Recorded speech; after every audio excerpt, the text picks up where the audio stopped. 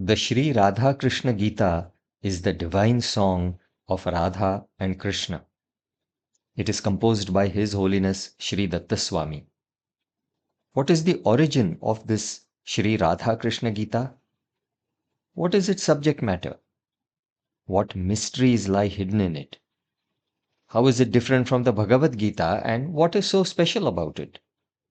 To truly understand the answers to these questions, some background is necessary.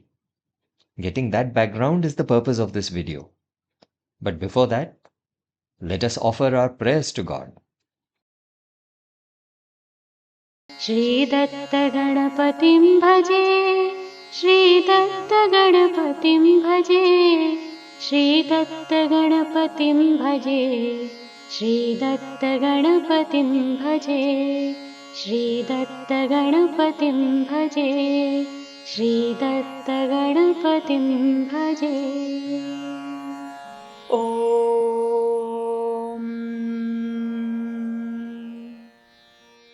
परब्रह्म समारंभां श्री दत्तात्रेय मध्यमां श्री दत्त स्वामी पर्यन्तां वन्दे गुरुपरम्परां सर्वविश्वन्यस्तपादपद्मायते वामहस्तालोलवेदशास्त्रायते ज्ञानसूर्यायते दत्तरूपायते श्रीवेणुगोपालकृष्णाय वन्दनम् श्रीवेणुगोपालकृष्णाय वन्दनम् श्रीवेणुगोपालकृष्णाय वन्दनम् गुरुदत्त श्रीदत्त प्रभुदत्त पाहि मां विधिदत्त हरिदत्त हरदत्त रक्ष मां पाहि मां दत्ता रक्ष मां Dutta.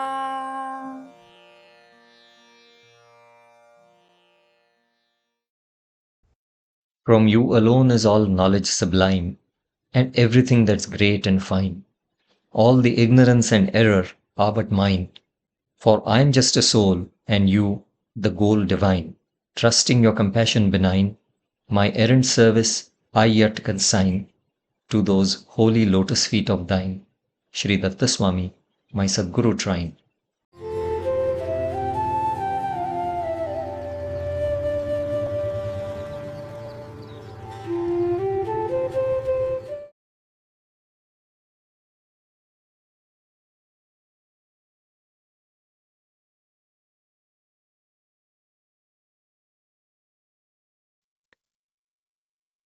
Parabrahman, the absolute God, is unimaginable. He is called the unimaginable God. He is also called the Nirguna Brahman. However, that Parabrahman who is unimaginable incarnated in the upper world as God Datta, the first energetic incarnation of Parabrahman. The very first incarnation, energetic or otherwise. God Datta is the very first incarnation of Parabrahman, and he happens to be an energetic incarnation. This incarnation is the result of Parabrahman merging into the energetic being Datta. Datta is the energetic being, and Parabrahman merged into Datta. So the energetic being Datta, consisting of an energetic body and awareness, became the medium for the merging of Parabrahman with it. Upon Parabrahman's merging with the Datta medium, Datta, the energetic being, became God Datta, the energetic incarnation of Parabrahman. Initially, the medium was created, and when Parabrahman merged into that medium became an incarnation. So that God Datta, the incarnation, is also called Saguna Brahman.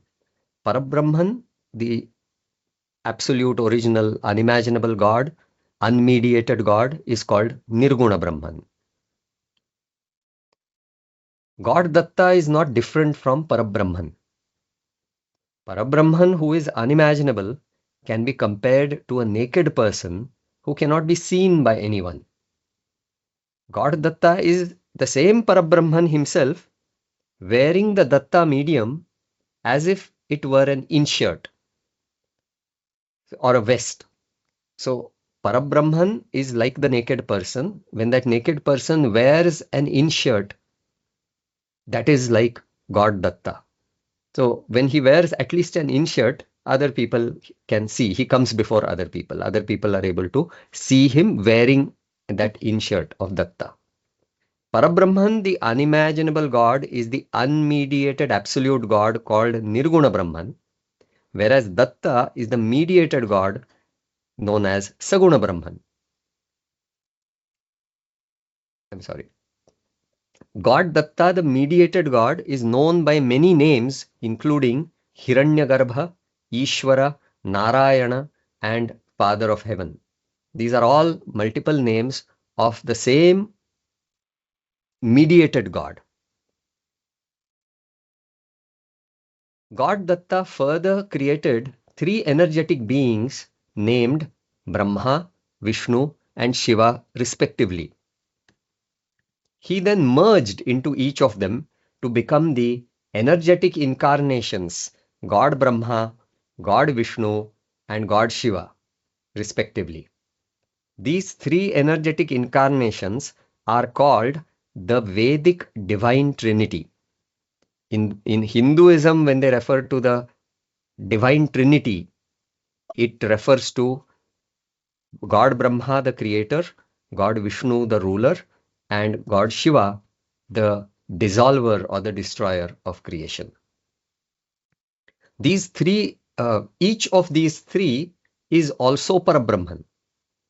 God Datta, we saw in the previous slide, is Parabrahman. He is the same Parabrahman wearing an inshirt. Brahma, God Vishnu, God Shiva, they are also the same Parabrahman, but they are Parabrahman who has worn the Datta inshirt, and above that, the shirt of Brahma, the shirt of Vishnu, the shirt of Shiva. So only the clothes, the external dresses differ. As such, all four of them are the same Parabrahman. So each of them is also Parabrahman.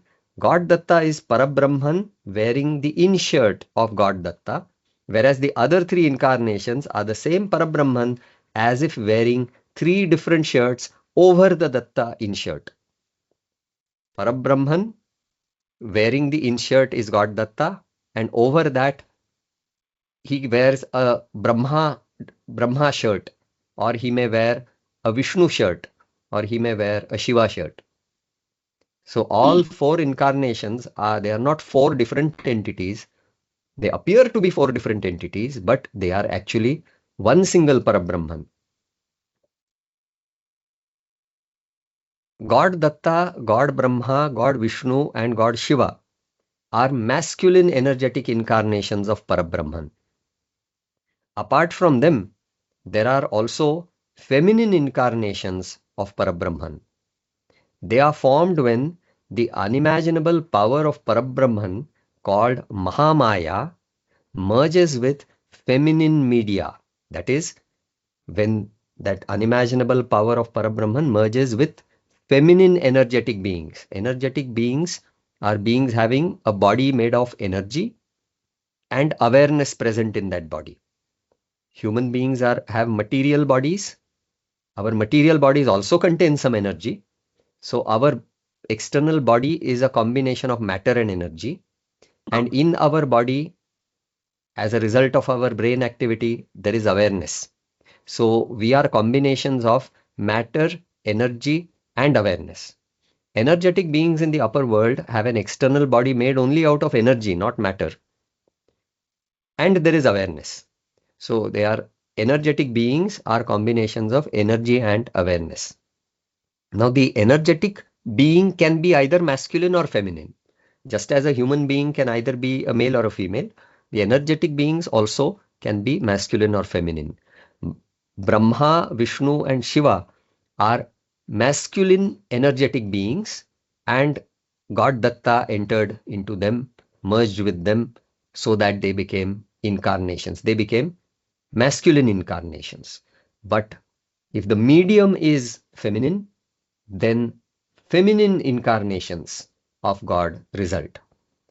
So the unimaginable power of Parabrahman merges with these feminine incarnations. Now, there is no difference really between Parabrahman and his unimaginable power. In the case of Lord Datta, we said that Parabrahman merged into I'm sorry. Yeah, so what we said is that Parabrahman merged into God Datta. But in the case of feminine incarnations, we are saying that the power of Parabrahman merged into the feminine incarnations. Now, there is no real difference between the unimaginable Parabrahman and the power of Parabrahman, because Parabrahman is the unimaginable entity. In the unimaginable domain, 1, 2, 3, 4 divisions cannot exist. There cannot be one Parabrahman and the second item is his unimaginable power. So one is the unimaginable God, second is his unimaginable power, and that you cannot imagine divisions in it. If you imagine divisions in it, those divisions actually have no standing. They all collapse into just one entity, which is the unimaginable entity. Moreover, the unimaginable, whether unimaginable or not, any power is non-different from its possessor. Previously, we have seen examples where you say that with my strength, I did a certain action. I lifted this weight using my strength. Now, your strength, is it different from you? The strength is in your muscles, in your own body. How can the strength be separated from your body? It cannot be separated. It is one with your body. It is just an expression. We just say, actually, who lifted the weight? You lifted the weight. But you say that I lifted the weight using my strength, as if the strength is some other second item. So it is just for convenient expression that we use. And particularly in the case, at least in the case of a human being, you could say that there is some difference between the possessor of the power and the power. But in the unimaginable domain, the unimaginable power of Parabrahman and Parabrahman himself, there is absolutely no difference. Okay. Yes, Swamiji. Yes, it's on. Nothing, proceed. Okay. Thank you, Swamiji. So, the feminine energetic incarnations are formed when the unimaginable power of Parabrahman, which is called Mahamaya, merges with the feminine media, that is feminine energetic beings. The unimaginable power of Parabrahman is non-different from the unimaginable Parabrahman, since there can only be one unimaginable item. Even in general, any power is non-different from the possessor of the power. Now, speaking of feminine incarnations, the first such feminine incarnation is Goddess Anagha, the divine partner of God Datta. God Datta is the first incarnation. So the first feminine incarnation is his divine partner, and she is Goddess Anagha. So how did that happen? God Datta first created the feminine medium of Anagha, and then his unimaginable power merged into that medium to become Goddess Anagha. So before the unimaginable power of Parabrahman merged into the medium, it was only a medium, just a feminine medium, an energetic feminine being. But when the unimaginable power of Parabrahman merged into it, that medium becomes divine. So she became Goddess Anagha. Even though the media of God Datta and Goddess Anagha are different, Parabrahman is commonly merged into them. Hence, there is an internal monism between them. As far as you see two media. You see God Datta, the masculine incarnation, Goddess Anagha, the feminine incarnation. You think they are two, but actually they are not two, because merged into both of them is the same Parabrahman. Just as we said, God Datta, God Brahma, God Vishnu, God Shiva, they are not four. They are the same single person who is wearing different dresses. And that single person is Parabrahman.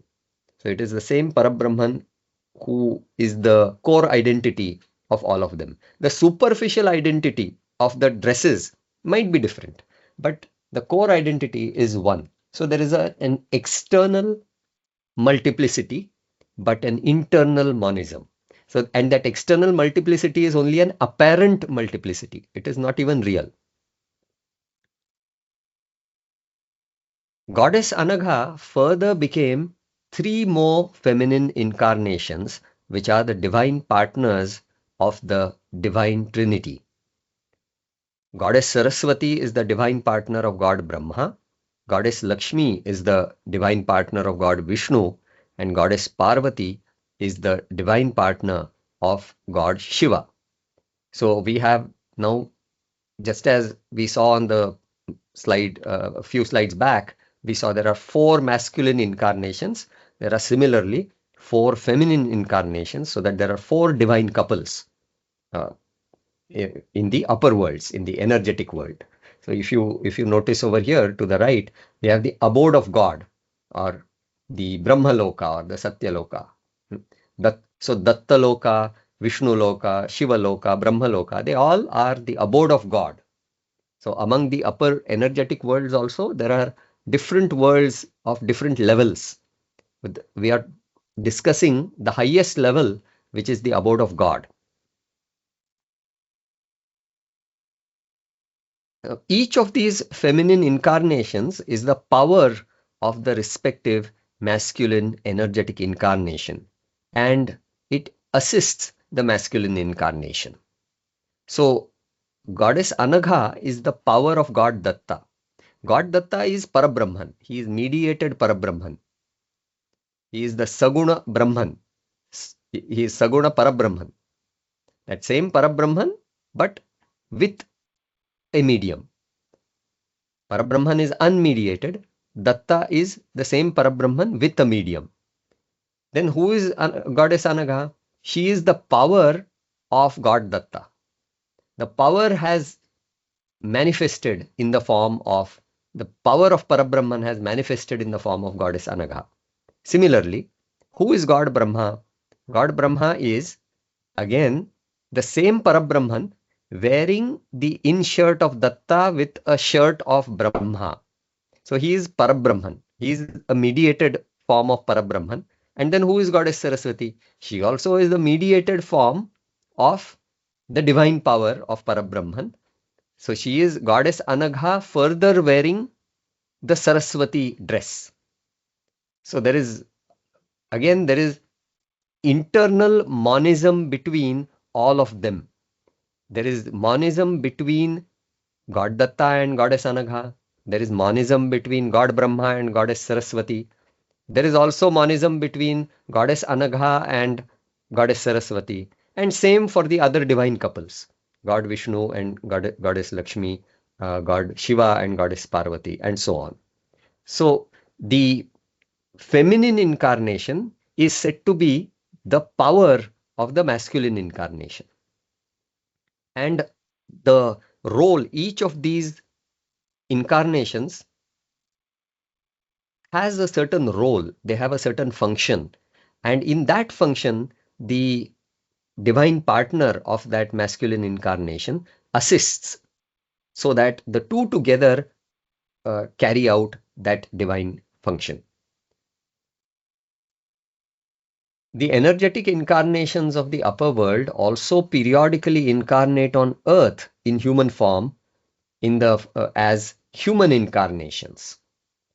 A human incarnation is the result of an energetic incarnation merging into a selected human being who is very devoted. A certain devoted human being is chosen, and one of all these energetic incarnations will enter and merge into them. It might be an incarnation of God Datta directly, or it might be an incarnation of God Vishnu or God Shiva, or it could be one of the feminine deities also. So what results is a human incarnation. Every human incarnation is necessarily an incarnation of God Datta, because we have seen that God Datta is the first energetic incarnation and he is the root incarnation. All the other incarnations actually emerged from him. He created the media of all the other incarnations, and it is he who merged into all of them. So that is how he is said to be the root incarnation. And because of that, every human incarnation is necessarily an incarnation of God Datta. And when you say that the human incarnation is an incarnation of God Datta, it is also naturally an incarnation of Parabrahman, because merged into God Datta is Parabrahman. Now, to ensure equal spiritual opportunity to the people of every human generation and to provide correct guidance to them, God, that is Parabrahman, is present on earth in the form of at least one human incarnation in every human generation. If Parabrahman is not present in human form as a human incarnation in any particular generation, it becomes unfair to that generation, and they will claim that God is partial. But God is the most impartial and the kindest loving father of all humanity. So he does not want to deprive any generation from the opportunity to reach the spiritual goal. He wants to give equal opportunity to everyone. And that is why he is present as at least one human incarnation in every human generation. Numerous such human incarnations of God Datta, God Brahma, God Vishnu, and God Shiva are mentioned in the Puranams and other scriptures. Many more human incarnations are also well known in different places and times right up to the present. Whatever is mentioned in the Puranams, that is the list of incarnations about 5,000 years ago, when sage Vyasa wrote all the Puranams. But between that time and this time, in so many thousands of years, many other incarnations have taken place, and there are records in some other scriptures apart from the Puranams, as well as the experiences of devotees right up to present times. So this is not the existence of human incarnations among people is nothing new. It is known not only in India, but it is also known in the West, and Lord Jesus was an incarnation of God similarly. So this shows how each of these energetic incarnations can incarnate in human form, and some examples are given. Sage Vasishtha as an incarnation of Lord Brahma, Lord Krishna as an incarnation of Lord Vishnu, and Shri Datta Swami, our contemporary human incarnation. Since we said that in every human generation, at least one human incarnation of God must exist, we have in front of us Shri Datta Swami, who is the contemporary human incarnation of Lord Datta directly. And he is a Paripurna Tamavatara. Paripurna means fully complete. Paripurna itself has a double superlative. And Paripurna Tama means the highest.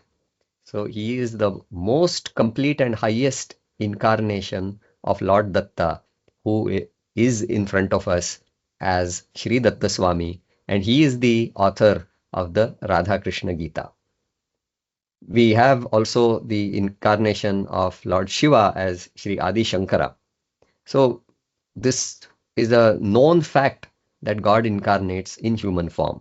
And this background is very necessary to understand the Radha Krishna Gita, because the identity of Lord Krishna, who is Lord Krishna, And who is Shri Radha?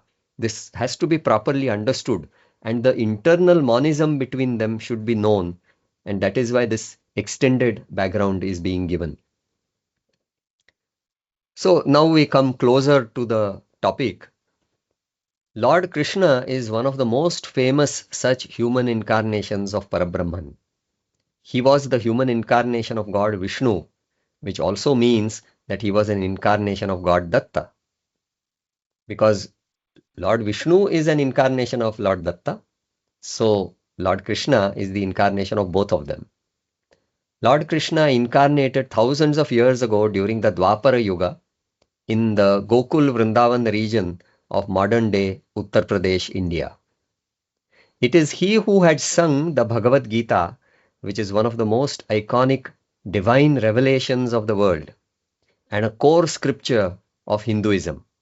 The Bhagavad Gita, Gita means a song, Bhagavad Gita means the song sung by God, and that song was sung by Lord Krishna.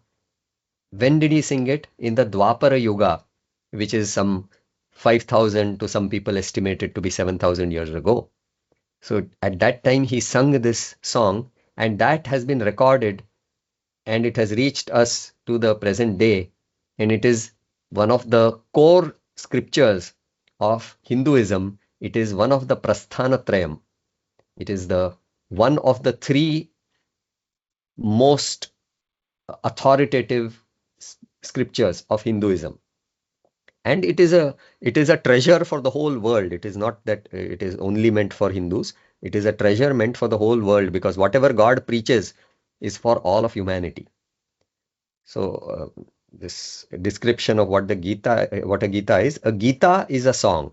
Bhagavad Gita means the divine song, the song sung by God, Krishna.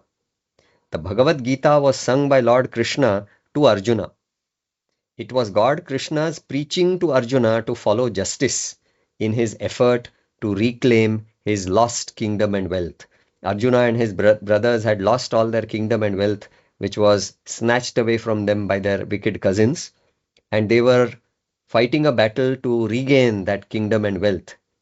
But Lord Krishna, at that point, at the beginning of the battle, advises Arjuna to follow justice or dharma in his effort to attain what is known as artha. The pursuit of wealth is called artha. Pursuing wealth, trying to acquire wealth, is the endeavor or the effort called artha. So while pursuing artha, you should follow dharma. This was the advice of Lord Krishna. That is the subject matter of the Bhagavad Gita. Now, who was Arjuna? Arjuna was the incarnation of sage Nara, a soul highly devoted to God. Arjuna was not God. Arjuna was an individual soul. He was sage Nara who was reborn in the form of Arjuna. Sage Nara was a very devoted sage, and he was very close. He had a very close relationship with Lord Narayana, Lord Vishnu, for thousands of births. Why did he take birth as Arjuna? He took birth as Arjuna. He only assumed that role of an ordinary human being who is bewildered by these worldly attachments and who is unable to follow justice. As Arjuna, he was playing a role, sage Nara was playing a role in which we see that Arjuna is attached to his worldly relationships, to his grandfather, to his guru, and to his son and other relatives. He is attached to his wealth to some extent, and he is trying to acquire that wealth. And in that process of acquiring that wealth, he loses track of what is dharma and what is adharma. He feels that walking away from the battlefield is dharma. So he is confused, he is bewildered. So sage Nara is playing the role of such a person who in his worldly life is confused, who doesn't know what is dharma and what is adharma. And then what was the role played by Lord Krishna? Lord Krishna played the role of the divine preacher or the Sadguru. Sat plus Guru is Sadguru. Sat means God and Guru means the preacher. God who has become the preacher is the Sadguru. So Lord Krishna played the role of the divine preacher, God the preacher. And he preached spiritual knowledge to Arjuna and instructed him to avoid the lowest path of injustice and rise to the intermediate, the middle path of justice. The lowest path of injustice is dushpravritti. So Lord Krishna advised him that don't go down to the level of dushpravritti, rise up to the middle level of pravritti. Minimum rise up to the level of pravritti. If possible, you can try to reach nivritti. So together, Lord Krishna and Arjuna, they taught a lesson to the public. Which public? The public of the upcoming Kali Yuga, where injustice rules. That act, the divine drama performed by Lord Krishna and Arjuna, was meant for the people of Kali Yuga, the people like us who live in this Kali Yuga. In Kali Yuga, justice is at the bare minimum. Injustice is most common in the Kali Yuga. In the previous yugas, justice is more stable, justice is in a better position. But in the Kali Yuga, it has degraded to the maximum extent. So people like us require the lesson that Lord Krishna taught to Arjuna. Arjuna became the medium, or the Arjuna became the excuse to reveal that knowledge, which is really useful for us and which we should adopt in our lives. The lesson that he preached was how the public should overcome their sinful nature and how they should choose justice over injustice, how they should choose dharma over adharma, mainly in the context of wealth. Because that entire battle, the reason why Arjun requested Lord Krishna to advise him, he said, Shishyasteham shadhimam tvam prapannam. Oh Lord, please, I am confused. I don't know what is dharma. I don't know what is adharma. I am confused. Oh Lord, you please instruct me. What is dharma? What is adharma? You please preach to me. So Arjuna became the excuse for giving that knowledge. But what was the context? The context was recovering his lost wealth. So in the context of artha, Lord Krishna told him how he can follow dharma. So the Bhagavad Gita is mainly related to dharma and artha. How to achieve artha without violating dharma. This is the subject matter of the Bhagavad Gita. This Bhagavad Gita was recorded and propagated to the public by sage Vyasa, who himself was another incarnation of God Vishnu. So in those days, there was no internet, there was no television, Doordarshan broadcast was not there. And whatever Lord Krishna spoke to Arjuna, how come we have that knowledge in front of us in that published copy of the Bhagavad Gita? We got it because sage Vyasa wrote it down. He wrote down what Lord Krishna preached, that essential knowledge which Lord Krishna preached. Sage Vyasa composed the Bhagavad Gita that we read. And now you may say that, how can we trust sage Vyasa? No, he was the same. He was an incarnation of the same Lord Vishnu. So Lord Krishna and sage Vyasa, internally there was monism between them. So whatever Lord Krishna spoke and whatever sage Vyasa wrote is one and the same, because they are the same God carrying out two different roles. So the Bhagavad Gita was recorded by sage Vyasa and then it was propagated to the public through him. He did not go from pillar to post distributing copies of the Bhagavad Gita, but he communicated that to his son Shuka Muni and some of his disciples, and then they propagated it to their disciples, and so on and so forth. Through the Guru Shishya Parampara, it has finally reached us. Now here comes the most exciting part. The same Lord Krishna, during the same Dwapar Yuga, had also sung another Gita, a secret Gita, and he had sung it to Shri Radha. That secret Gita is the Radha Krishna Gita. Through the Radha Krishna Gita, he revealed to Shri Radha his secret strategy for uplifting devotees to the path of justice in the context of romance or in the context of kama. The Bhagavad Gita tells you how, while pursuing artha, you should follow dharma. In the Radha Krishna Gita, what Lord Krishna is revealing is, while pursuing kama or lust, how can one remain in justice and rise even above justice towards God. This secret strategy, where he uplifts devotees by providing them a pathway to devotees who are violating dharma due to their lustful tendency, how can they rise to dharma and then go beyond dharma to moksha? How they can do that is what is revealed in the Radha Krishna Gita. So this Radha Krishna Gita was also a divine drama enacted to instruct the generations of human beings of the sinful Kali Yuga. Lord Krishna and Shri Radha, they enacted this drama for what purpose?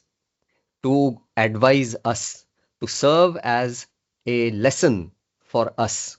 They are giving us a lesson, the people of Kali Yuga who are steeped in injustice and sinful tendencies, including lust. So it is a lesson for people like us. The people, especially of the Kali Yuga, fall to the lowest sinful path of dushpravrutti due to their violation of justice in two contexts. One is pursuing wealth and the second is pursuing romance. So why is it that we people of Kali Yuga become sinful? Why is it that we fall to the lowest path of dushpravrutti? It is because we violate dharma, we violate justice as we pursue, while we are pursuing wealth and while we are pursuing lust. In these two contexts, we slip from the path of justice and we fall to the lowest path of dushpravrutti. So on the diagram, you see three paths that are given over here. Okay.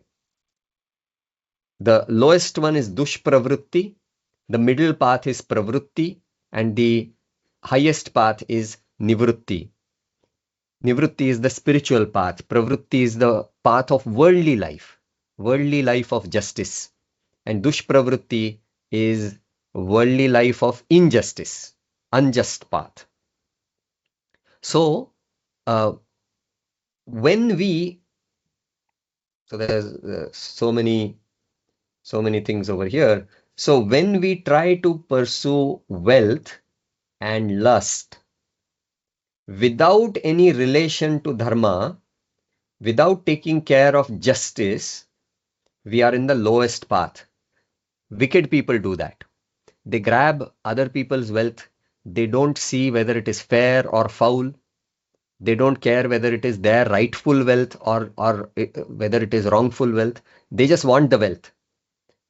Similarly, they try to satisfy their lust. They don't give any importance to whether it is justice or whether it is injustice, whether it is their legitimate partner or not. They just are interested in lust. So if you pursue wealth and lust without following dharma or justice, you are in dushpravrutti. So if you directly follow wealth and lust without justice, then you are in the lowest path of dushpravrutti. However, if you follow or if you pursue wealth and lust, but stay within the boundaries of justice, then you are in the middle path of pravrutti. And if you cross even justice And if you only care about God,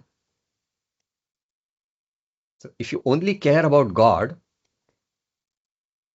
God is the goal of your life, and your wealth, your lust, and anything, even justice, is not the goal of your life, normally you follow them.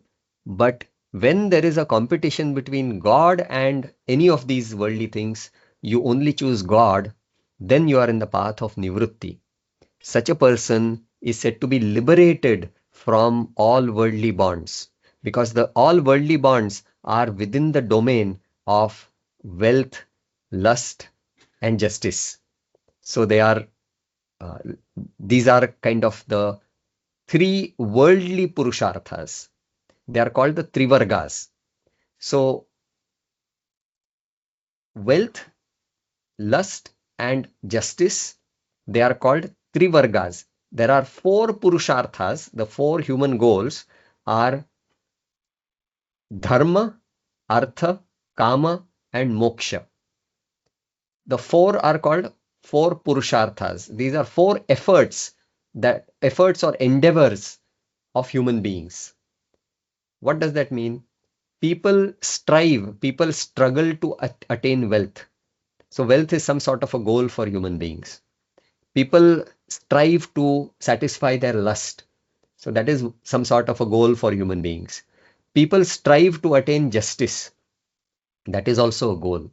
And some people strive to attain liberation. Actually, it is not striving to attain liberation. It is striving to please God. And in the process, you get liberated. But anyway, it is called liberation. So dharma, artha, kama, and moksha, they are called purusharthas. They are four in number. Among them, the three, which is dharma, artha, and kama, they are called the trivargas. These are the three worldly purusharthas. The three worldly purusharthas are the trivargas. And the moksha is the fourth one. So here if we read the text here, whereas the Bhagavad Gita mainly focuses on maintaining justice in the context of wealth, the Radha Krishna Gita focuses on maintaining justice in the context of romance. So what does the Bhagavad Gita help you do? If you are pursuing wealth, it will tell you that don't directly pursue wealth. Pursue wealth in order to attain justice. Stay within the boundaries of justice when you pursue your wealth. And so what you have done is, from Artha, the Bhagavad Gita gives you a pathway from Artha to Dharma. That is the purpose of the Bhagavad Gita. And if you continue that same journey further, you will reach moksha. Because justice, who is the giver of justice? Who is the ultimate source of justice? And who is the maintainer of justice? It is God. So initially, while pursuing your wealth, you follow justice. When you start following justice, you will realize that there is a controller of this justice. There is a source of this justice and a protector of this justice. How grand he is, how great he is. When you come to know him, a few people at least will develop an attraction towards him, that is God. And when they rise even above justice to reach God, to attain his grace, they automatically get liberated from all worldly bonds. That is moksha. So the Bhagavad Gita lays a pathway. It has built a highway from Artha, passing through Dharma, and leading to moksha. The Bhagavad Gita highway, there are two highways. The name of one highway is Bhagavad Gita. It is a highway which starts from Artha or wealth. The middle station is Dharma, and the highest station is moksha. Then what does the Radha Krishna Gita do? The Radha Krishna Gita is also similarly, it is a highway. It starts from Kama, that is lust. The middle station is Dharma, and it finally takes you to the destination of moksha. So if you see, the Bhagavad Gita and the Radha Krishna Gita, they are complementary. Complementary meaning both are kind of moving in parallel. Both these highways are moving in parallel. One starts from artha, another starts from karma. They reach the same goal of dharma and further to moksha. So they are complementary in nature. So let's just read this last sentence again. Whereas the Bhagavad Gita mainly focuses on maintaining justice in the context of wealth or artha, the Radha Krishna Gita focuses on maintaining justice in the context of romance or lust. Souls must first rise from the lowest path of dushpravrutti to the middle path of pravrutti by aligning their pursuits of wealth and sex with justice. So many of us presently, we are in this lowest level of dushpravrutti. What is the meaning of that? We pursue wealth and we do not mind violating justice. We pursue lust and we do not mind violating justice. So from this lowest level of dushpravrutti, first we have to rise to this intermediate level, the middle level of pravrutti. How do we do that? While pursuing artha and kama, we should be careful about not violating dharma. We should not violate justice. So these three purusharthas, the three human goals are called, all four are actually purusharthas. So anyway, these three are purusharthas, and this group of three, the lower three, they are called the trivargas. And the path of dushpravrutti is the state when the pursuit of wealth and sex violates dharma, whereas the path of pravrutti is when the pursuit of artha and kama does not violate dharma. Pravrutti is the path in which one leads one's life such that there is alignment between the trivargas. There is an alignment between dharma, artha and kama. Artha and kama are pursued only within the framework of dharma. So there is alignment between the three trivargas. That is the condition of pravrutti. If there is a misalignment between them, it is a case of dushpravrutti.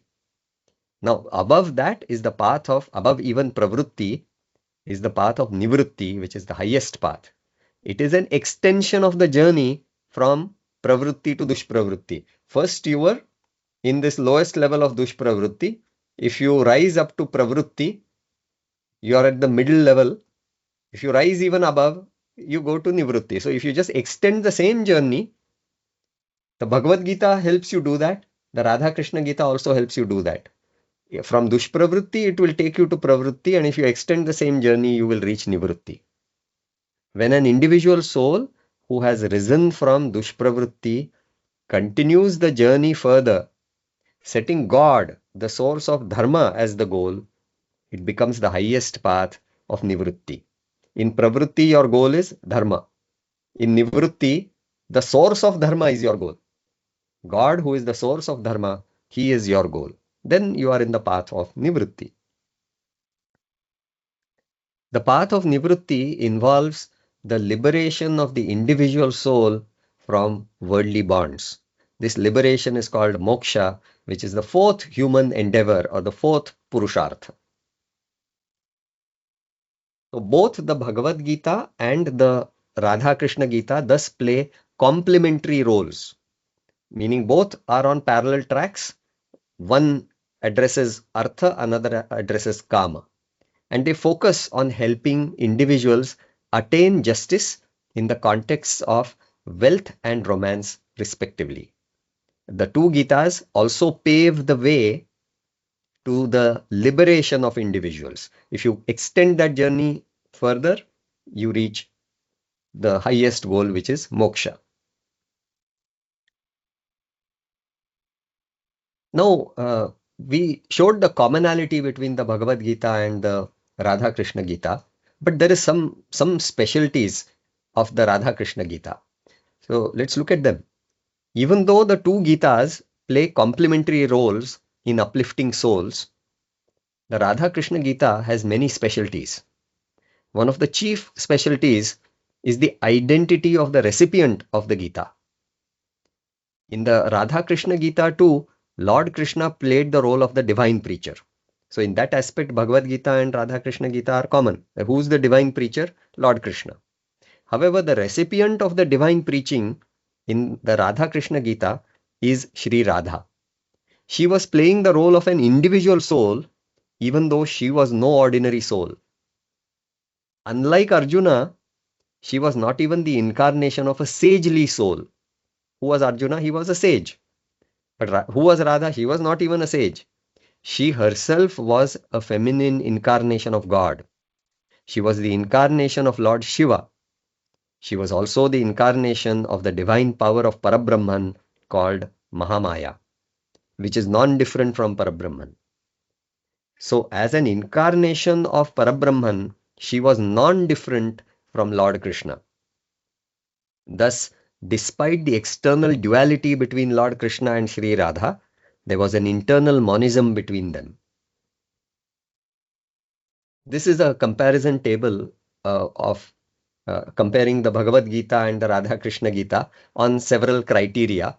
So if you see the preacher, who was the preacher of the Bhagavad Gita? Lord Krishna.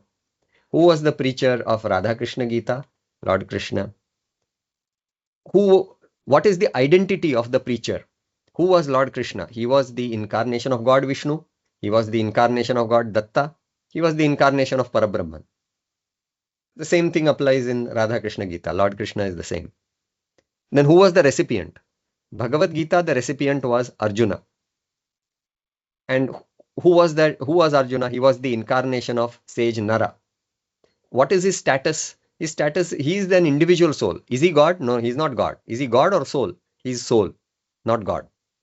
Okay, let's look at Radha Krishna Gita. The recipient is Shri Radha. Who is she? She is incarnation of Lord Shiva. She is also incarnation of Mahamaya. And what is her status? Is she God or soul? She is God.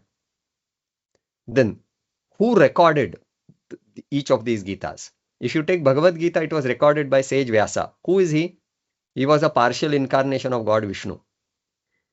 What about Radha Krishna Gita? Who recorded it? Shri Datta Swami. He is the most complete and highest incarnation of God Datta. He is not a partial incarnation of God Datta, God Datta or any other deity. He is the most complete and highest incarnation of God Datta. He is revealing this Gita to us. Then, what is the subject matter? If you take the subject matter, Bhagavad Gita takes you from the pursuit of wealth to justice to liberation, from artha to dharma to moksha. What does the Radha Krishna Gita do? It takes you from the pursuit of lust to justice to liberation, from kama to dharma to moksha. And just a kind of interesting thing, what was the location where it was given? The Bhagavad Gita was given in the location of a battlefield.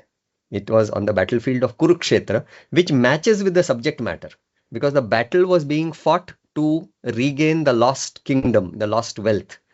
So the subject matter is getting back artha. So it was held on the battlefield of Kurukshetra. The Bhagavad Gita was delivered on the battlefield of Kurukshetra. If you see Radha Krishna Gita, the subject matter is related to Kama.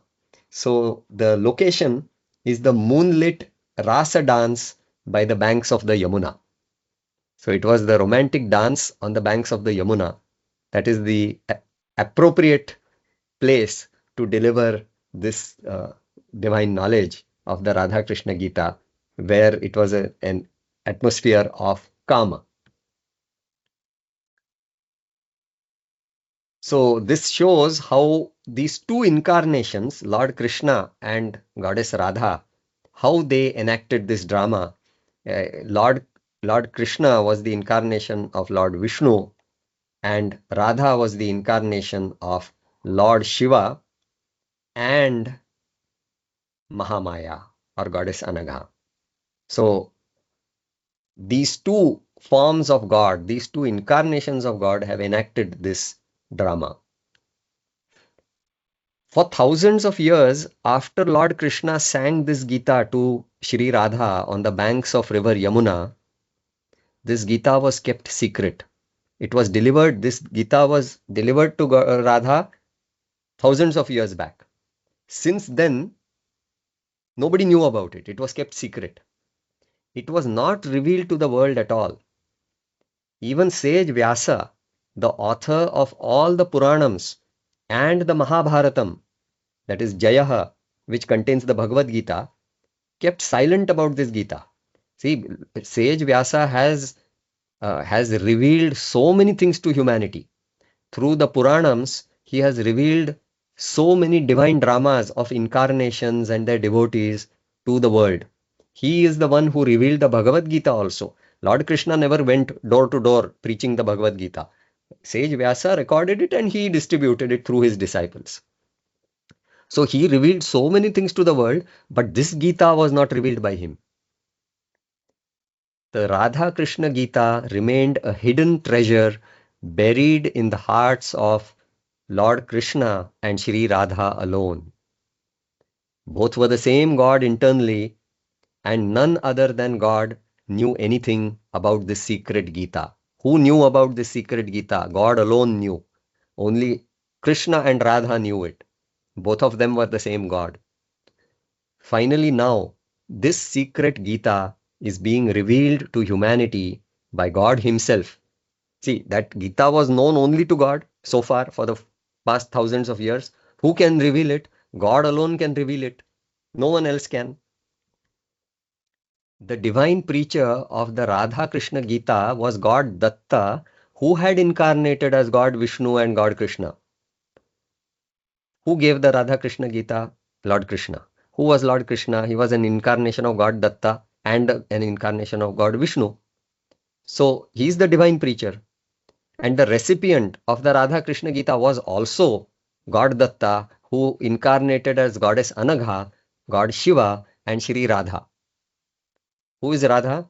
She is an incarnation of Lord Shiva. She is an incarnation of Goddess Anagha. Who is the power of God Datta? So ultimately the source of everything is God Datta alone. The one who is revealing this Radha Krishna Gita to the public now, who is revealing this Radha Krishna Gita to the public? It is Shri Datta Swami.